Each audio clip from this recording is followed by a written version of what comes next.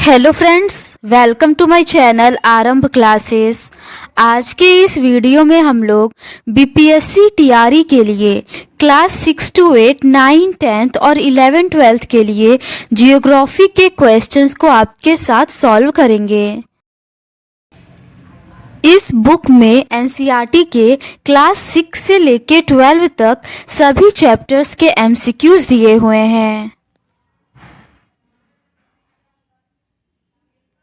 इस बुक में BPSC TRE 1, 2, 3, DSSB TGT PGT, KVS TGT PGT, NVS TGT PGT, EMRS TGT PGT में कुल मिलाकर 91 क्वेश्चन पेपर के एनसीईआरटी बेस्ड क्वेश्चंस दिए हुए हैं।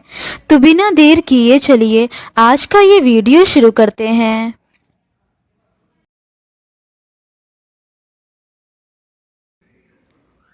आज के इस वीडियो में हम लोग मानसून एवं वर्षा के रिमेनिंग क्वेश्चंस का डिस्कशन आपके साथ करेंगे।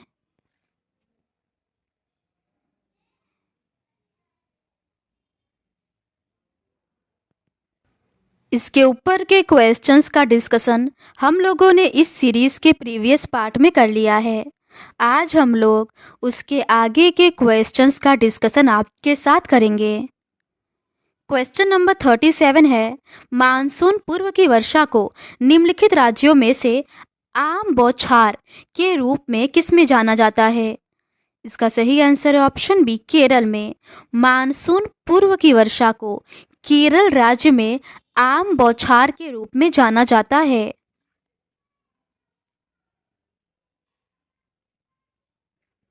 ग्रीष्म ऋतु के समाप्त होते होते पूर्व मानसून बौछारें पड़ती हैं, जो केरल व कर्नाटक के तटवर्ती क्षेत्र में आम बात है, क्योंकि यह आमों को जल्दी पकने में सहायक होती है। अगला प्रश्न है, पूर्व मानसूनी वर्षा को निम्नलिखित राज्यों में से किसमें आम्र वर्षा के रूप में जाना जाता है? इसका सही आंसर है ऑप्शन डी, केरल और कर्नाटक। अगला प्रश्न है, आम्र वर्षा निम्न में से किस राज्य में समान है? इसका सही आंसर है ऑप्शन डी, कर्नाटक और केरल में। अगला प्रश्न है, भारत में निवर्तनी मानसून के मौसम के बारे में निम्नलिखित में से कौन सा कथन सही है? पहला कथन है, निवर्तनी मानसून के मौसम के दौरान तापमान समान रूप से उच्च होता है, यानी उत्तरी भारत में लगभग 25 डिग्री सेल्सियस होता है। दूसरा कथन है, यह दिसंबर के शुरुआत तक दक्षिण की ओर बढ़ता है तथा भूमध्य रेखीय निम्न के साथ विलीन हो जाता है। तीसरा कथन है, अक्टूबर के अंतिम सप्ताह तक दक्षिण पश्चिम मानसून दक्षिण भारत से पीछे हटना शुरू कर देता है। इसका सही आंसर है ऑप्शन सी, पहला और दूसरा सही है। भारत में निवर्तन मानसून के मौसम के दौरान तापमान समान रूप से उच्च होता है, यानी उत्तरी भारत में लगभग 25 डिग्री सेल्सियस होता है। अक्टूबर और नवंबर के महीनों को मानसून के निवर्तन की ऋतु कहा जाता है। सितंबर के अंत तक सूर्य के दक्षिणायन होने की स्थिति में गंगा के मैदान पर स्थित निम्न वायु दाब की द्रोणी भी दक्षिण की ओर खिसकना प्रारंभ कर देती है। इससे दक्षिण पश्चिम मानसून कमजोर पड़ने लगता है। मानसून सितंबर के पहले सप्ताह में पश्चिमी राजस्थान से लौटता है। इस महीने के अंत तक मानसून राजस्थान, गुजरात, पश्चिमी गंगा मैदान तथा मध्यवर्ती उच्च भूमियों से लौट चुका होता है। अक्टूबर के आरंभ में बंगाल की खाड़ी के उत्तरी भागों में स्थित हो जाता है तथा नवंबर के शुरुआत में यह कर्नाटक और तमिलनाडु की ओर बढ़ जाता है। दिसंबर के मध्य तक निम्न वायु दाब का केंद्र प्रायद्वीप से पूरी तरह से हट चुका होता है तथा भूमध्य रेखीय निम्न वायु दाब के साथ विलीन हो जाता है।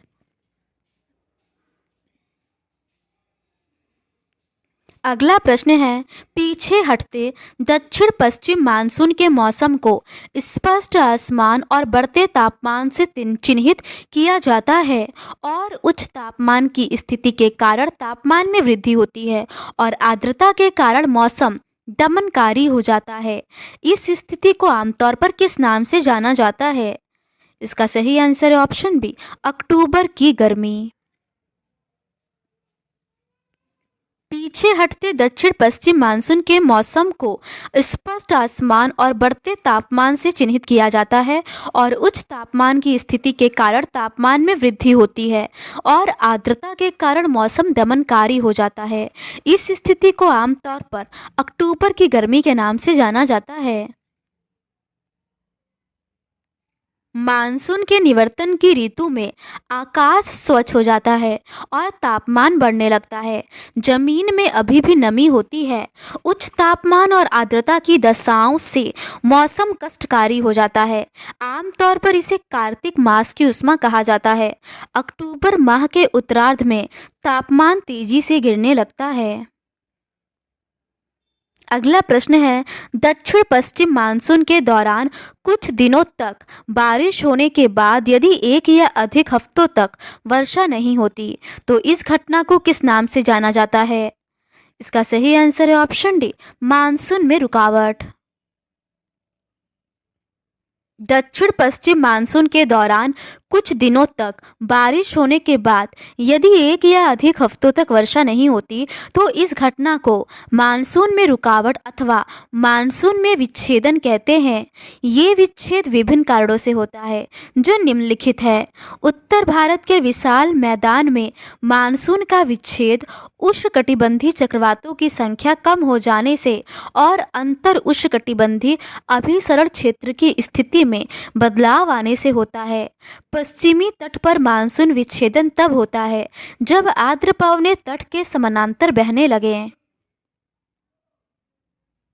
अगला प्रश्न है, आम्र वर्षा क्या है? इसका सही आंसर है ऑप्शन ए, कर्नाटक और केरल में पूर्व मानसून वर्षा। ग्रीष्म ऋतु के खत्म होते होते पूर्व मानसून बौछारें पड़ती हैं जो केरल व तटवर्ती कर्नाटक में यह एक आम बात है। स्थानीय तौर पर इस तूफानी वर्षा को आम्र वर्षा कहा जाता है क्योंकि यह आमों को जल्दी पकने में सहायक होते हैं। फूलों वाली वर्षा केरल में होती है। इस वर्षा से केरल व निकटवर्ती कहवा उत्पादक क्षेत्रों में कहवा के फूल खिलने लगते हैं। अगला प्रश्न है, फूलों वाली बौछार डैश की कृषि के लिए अत्यंत लाभदायक होती है। इसका सही आंसर है ऑप्शन सी, कॉफी के लिए। अगला प्रश्न है, मैंगो शावर क्या है? इसका सही आंसर है ऑप्शन ए, मानसून के पहले की वर्षा।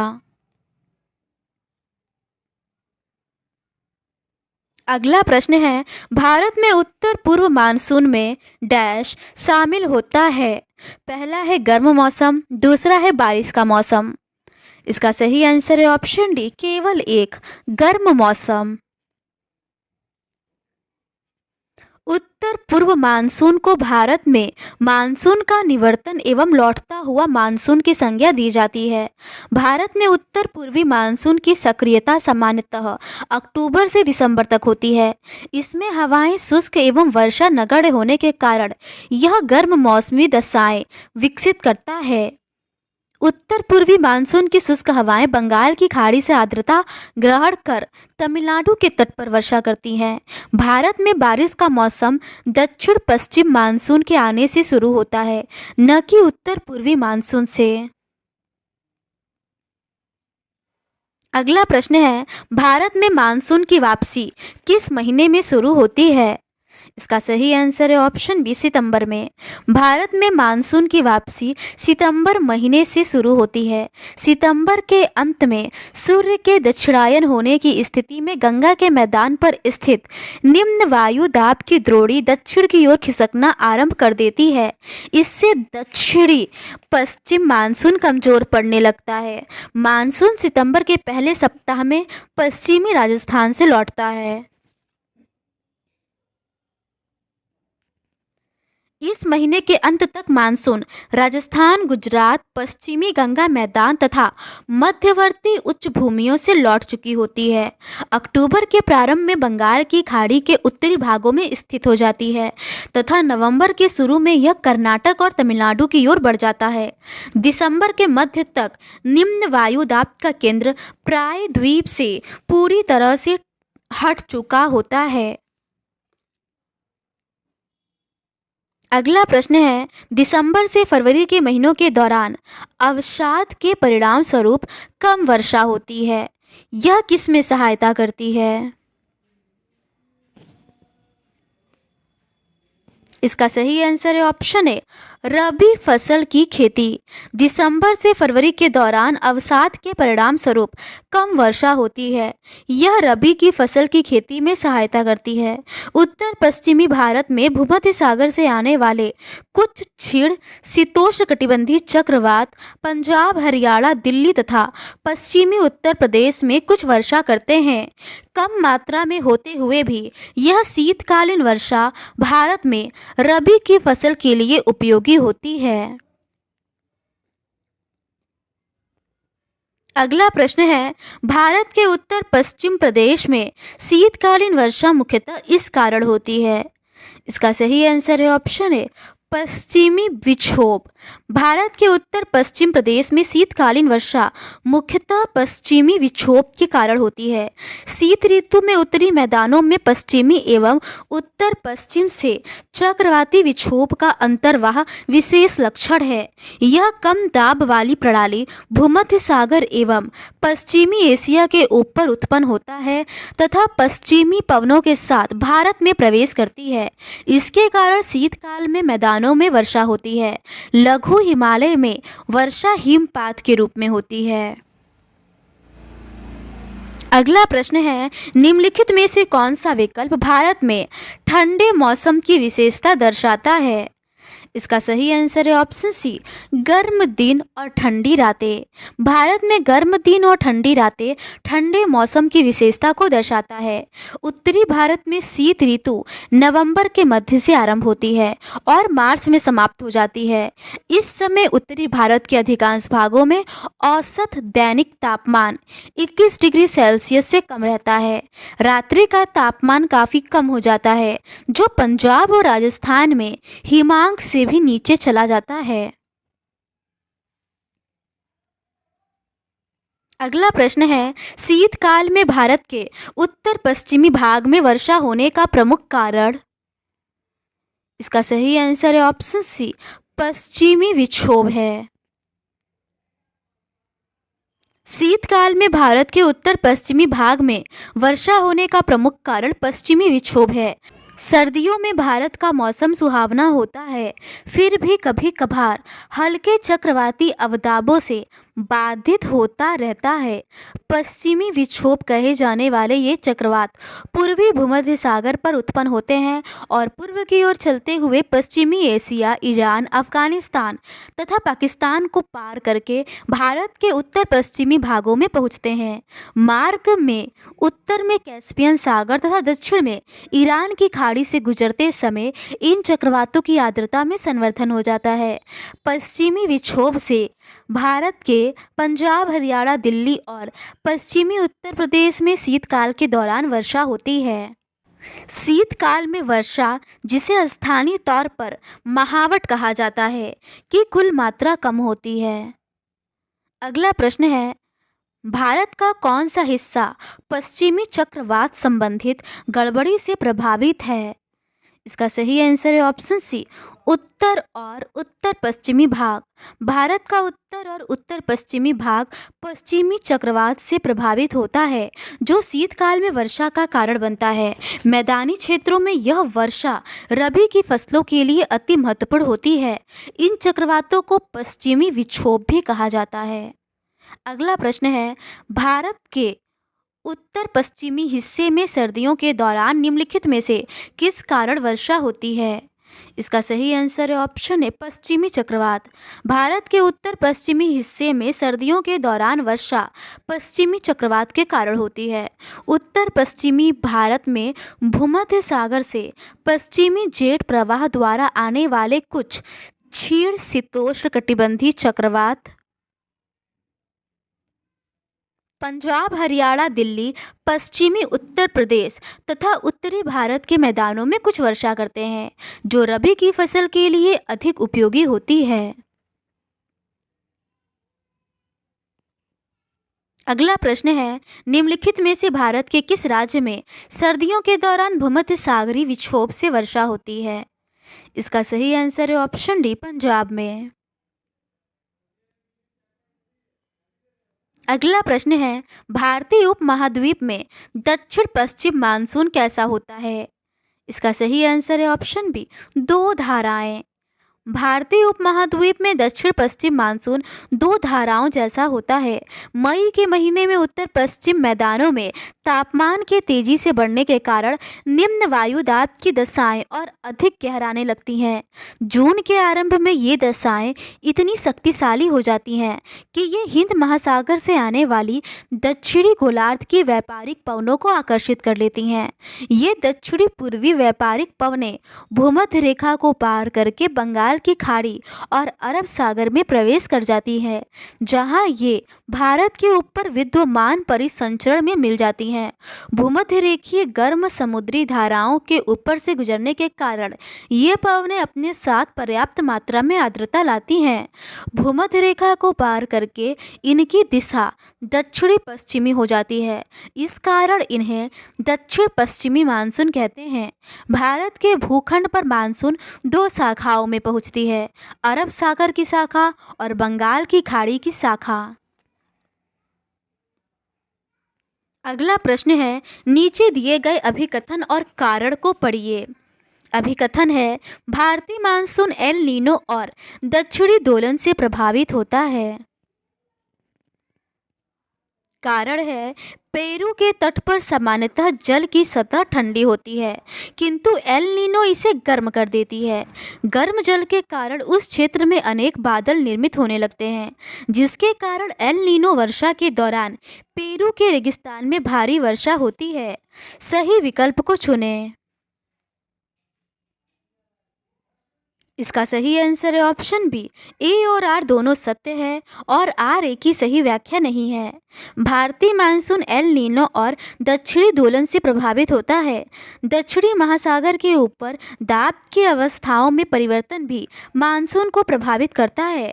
सामान्यतः जब दक्षिणी प्रशांत महासागर के उष्णकटिबंधीय पूर्वी भाग में उच्च दाब होता है, तब हिंद महासागर के उष्णकटिबंधीय पूर्वी भाग में निम्न दाब होता है। लेकिन कुछ विशेष वर्षों में वायु दाब की स्थिति विपरीत हो जाती है तथा पूर्वी प्रशांत महासागर के ऊपर हिंद महासागर की तुलना में निम्न दाब क्षेत्र बन जाता है। दाब की अवस्था में इस नियतकालिक परिवर्तन को दक्षिणी दोलन के नाम से जाना जाता है। एल नीनो दक्षिणी दोलन से जुड़ा हुआ एक लक्षण है।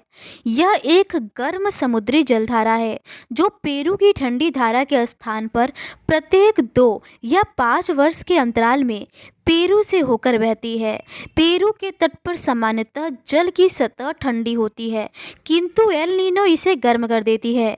गर्म जल के कारण उस क्षेत्र में अनेक बादल निर्मित होने लगते हैं, जिसके कारण पेरू के रेगिस्तानों में भारी वर्षा होती है। एल नीनो की उपस्थिति समुद्र के सतह के तापमान को बढ़ा देती है तथा उस क्षेत्र में व्यापारिक पवनों को शिथिल कर देती है। अगला प्रश्न है, भारत में दक्षिण पश्चिम मानसून के मौसम के दौरान अंतर उष्णकटिबंधीय अभिसरण क्षेत्र डैश की ओर झुकता है। इसका सही आंसर है ऑप्शन बी, उत्तर की ओर। भारत में दक्षिण पश्चिम मानसून के मौसम के दौरान अंतर उष्णकटिबंधीय अभिसरण क्षेत्र उत्तर की ओर झुकता है। विषुवत वृत्त पर स्थित अंतर उष्ण अभिसरण क्षेत्र एक निम्न वायु दाब वाला क्षेत्र है। इस क्षेत्र में व्यापारिक पवनें मिलती हैं, अतः इस क्षेत्र में वायु ऊपर उठने लगती है। जुलाई के महीने में ITCZ 20 डिग्री से 25 डिग्री उत्तरी अक्षांश के आसपास गंगा के मैदान में स्थित हो जाती है। सूर्य की आभासी गति के साथ ही गर्मियों में ITCZ के उत्तर की ओर खिसकने के कारण दक्षिणी गोलार्ध की व्यापारिक पवनें 40 डिग्री और 60 डिग्री पूर्वी देशांतरों के बीच विषुवत वृत्त को पार कर जाती है। कोरियोलिस बल के प्रभाव से विषुवत वृत्त को पार करने वाली इन व्यापारिक पवनों की दिशा दक्षिण पश्चिम से उत्तर पूर्व की ओर हो जाती है। शीत ऋतु में ITCZ दक्षिण की ओर खिसक जाता है। इसी के अनुसार पवनों की दिशा दक्षिण पश्चिम से बदलकर उत्तर पूर्व हो जाती है। अगला प्रश्न है, भारत के किस राज्य में वर्षा जल को पलार या पालर पानी कहा जाता है? इसका सही आंसर है ऑप्शन सी, राजस्थान में। भारत के राजस्थान राज्य में वर्षा जल को पालर या पलार पानी कहा जाता है। वर्षा जल अथवा पालर पानी, जैसा कि इन क्षेत्रों में पुकारा जाता है, प्राकृतिक जल का शुद्धतम रूप समझा जाता है। अगला प्रश्न है, निम्नलिखित में से किस में वर्षा छाया क्षेत्र पाया जाता है? इसका सही आंसर है ऑप्शन ए, पश्चिमी घाट के पूर्व में। पश्चिमी घाट के पूर्व में वर्षा छाया क्षेत्र पाया जाता है। अरब सागर से उत्पन्न होने वाली मानसून पवनों की एक शाखा को पश्चिमी घाट रोकते हैं। ये पवनें पश्चिमी घाट की ढलानों पर 900 से 1200 मीटर की ऊंचाई तक चढ़ती हैं। अतः ये पवनें तत्काल ठंडी होकर सह्याद्री की पवनाभिमुखी ढाल तथा पश्चिमी तटीय मैदान पर 250 से 400 सेंटीग्रेड के बीच भारी वर्षा करती हैं। पश्चिमी घाटी को पार करने के बाद ये पवनें नीचे उतरती हैं और गर्म होने लगती हैं। इससे इन पवनों की आर्द्रता में कमी आ जाती है। परिणाम स्वरूप पश्चिमी घाट के पूर्व में इन पवनों से नाम मात्र की वर्षा होती है। कम वर्षा वाले ये क्षेत्र वृष्टि छाया क्षेत्र कहलाते हैं। अगला प्रश्न है, किस प्रकार की जलवायु वर्गीकरण योजना वनस्पति पैटर्न को प्रमुख घटक के रूप में उपयोग करती है? इसका सही आंसर है ऑप्शन बी, कोपेन। कोपेन प्रकार की जलवायु वर्गीकरण योजना वनस्पति पैटर्न को प्रमुख घटक के रूप में उपयोग करती है। कोपेन ने जलवायु वर्गीकरण का आधार तापमान तथा वर्षण के मासिक मानों को रखा है। कोपेन ने जलवायु के 5 प्रकार बताए हैं। कोपेन ने भारत को 8 जलवायु प्रदेशों में बांटा है, जो इस प्रकार है। AMW लघु शुष्क ऋतु वाला मानसून, AS शुष्क ग्रीष्म ऋतु वाला मानसून, AW उष्णकटिबंधीय सवाना प्रकार, BSHW अर्ध शुष्क स्टेपी जलवायु, BWHW गर्म मरुस्थल, CWZ शुष्क शीत ऋतु वाला मानसून जलवायु, DFC लघु ग्रीष्म तथा ठंडी आर्द्र शीत ऋतु वाला जलवायु प्रदेश, E ध्रुवीय प्रकार की जलवायु। अगला प्रश्न है, कोपेन का भारतीय जलवायु का वर्गीकरण निम्नलिखित में से किन विचारों पर आधारित था? पहला है औसत मासिक तापमान, दूसरा है औसत वार्षिक वर्षा, तीसरा है औसत मासिक वर्षा। इसका सही आंसर है ऑप्शन डी, पहला, दूसरा, तीसरा, तीनों। कोपेन ने अपने जलवायु का वर्गीकरण तापमान तथा वर्षा के मासिक मानों के आधार पर किया है। कोपेन का यह वर्गीकरण जलवायु को वनस्पति के साथ घनिष्ठता से जोड़ने का सफल प्रयास है। इसके लिए तापमान और वर्षा के सभी संख्यात्मक मान स्थिर किए जाते हैं। उन्होंने मोटे तौर पर 5 प्रमुख जलवायु समूह निर्धारित किए, जिनमें 4 तापमान पर और 1 वर्षण पर आधारित है। इस प्रकार कोपेन का भारतीय जलवायु वर्गीकरण औसत मासिक तापमान, औसत वार्षिक वर्षा और औसत मासिक वर्षा के विचारों पर आधारित था।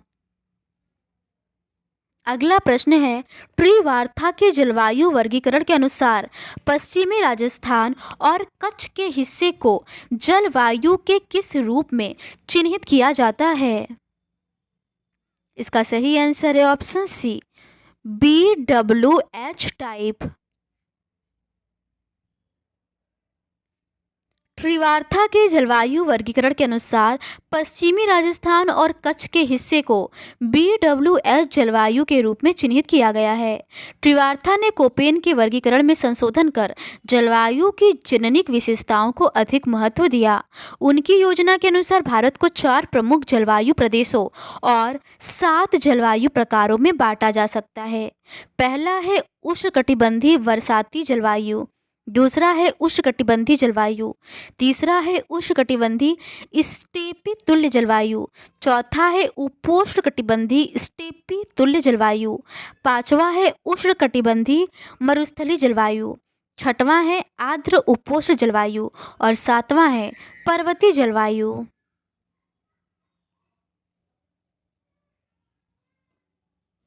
अगला प्रश्न है, ट्रिवार्था द्वारा भारतीय जलवायु का वर्गीकरण किस पर आधारित है? इसका सही आंसर है ऑप्शन बी, तापमान और वर्षण पर।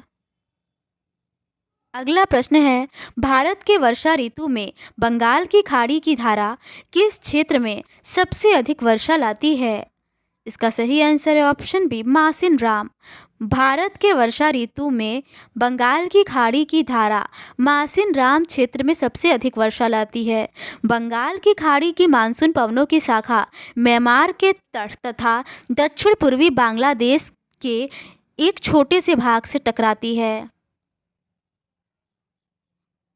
किंतु म्यांमार के तट पर स्थित आराकान पहाड़ियाँ इस शाखा के एक बड़े हिस्से को भारतीय उपमहाद्वीप की ओर विक्षेपित कर देती हैं। इस प्रकार मानसून पश्चिम बंगाल और बांग्लादेश में दक्षिण पश्चिम दिशा की अपेक्षा दक्षिण व दक्षिण पूर्वी दिशा में प्रवेश करती हैं। यहाँ से यह शाखा हिमालय पर्वत तथा भारत के उत्तर पश्चिम में स्थित तापीय निम्न दाब के प्रभावाधीन दो भागों में बंट जाती है। इसकी एक शाखा गंगा के मैदान के साथ साथ पश्चिम की ओर बढ़ती है और पंजाब के मैदान तक पहुँचती है।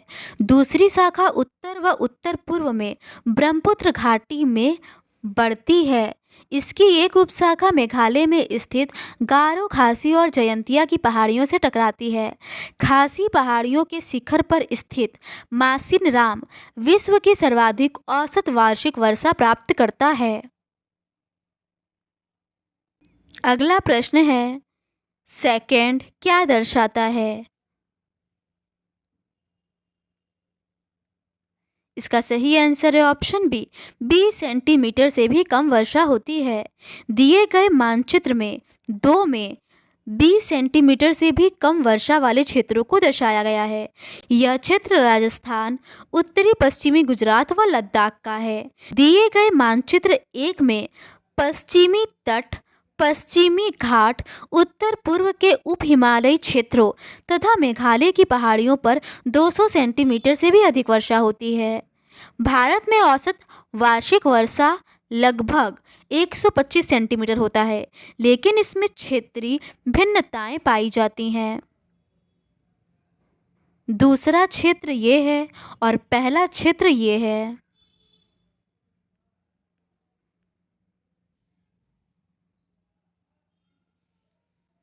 तो आज के इस वीडियो में बस इतना ही। इस सीरीज़ के नेक्स्ट पार्ट में हम लोग वन से संबंधित प्रश्नों का डिस्कशन आपके साथ करेंगे। अगर आपको ये सीरीज़ पसंद आती है तो please do subscribe to my channel and like this video. Thank you.